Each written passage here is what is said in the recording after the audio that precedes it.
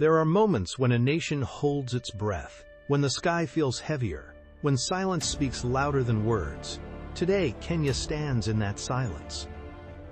Raila Amolo Odinga is gone. Whether by retirement, withdrawal, or fate, his absence is felt like a tremor beneath the surface of our collective soul. And in that absence, we ask, what now? Who are we without him? This is not just the end of a political era.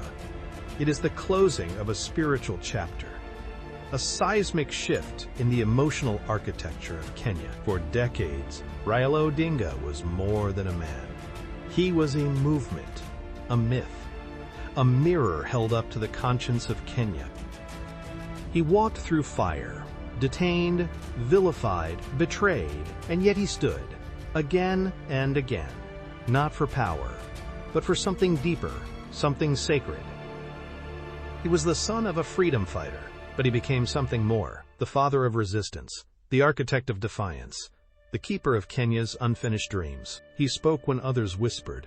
He marched when others trembled. He dared to dream of a Kenya that belonged to all, not just the powerful, not just the wealthy, not just the chosen few.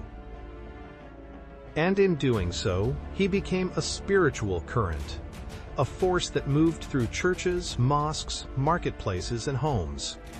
His name was not just spoken, it was prayed.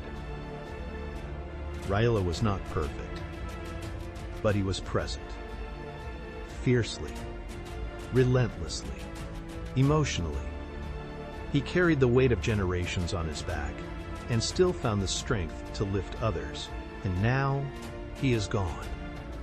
The podium is empty. The rallies are quiet. The voice that once thundered across valleys and cities has fallen silent.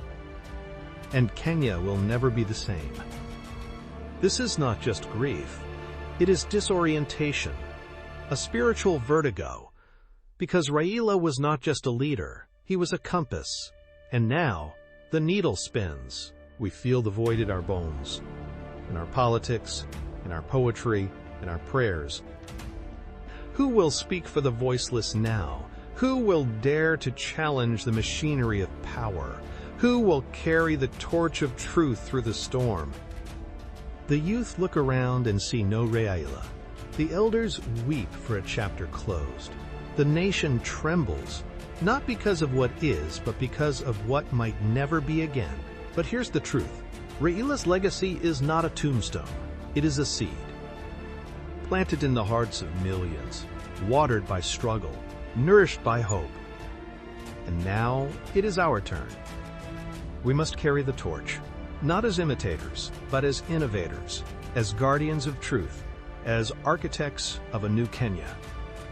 We must speak, march, build, heal, not because Raila told us to, but because he showed us how. Raila Odinga, you may be gone, but your spirit walks with us.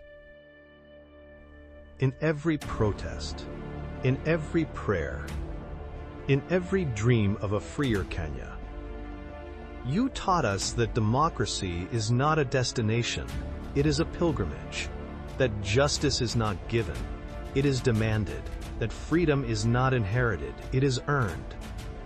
And now, we walk that path, with your memory as our map, with your courage as our compass. To every Kenyan watching this, if this story moved you, share it.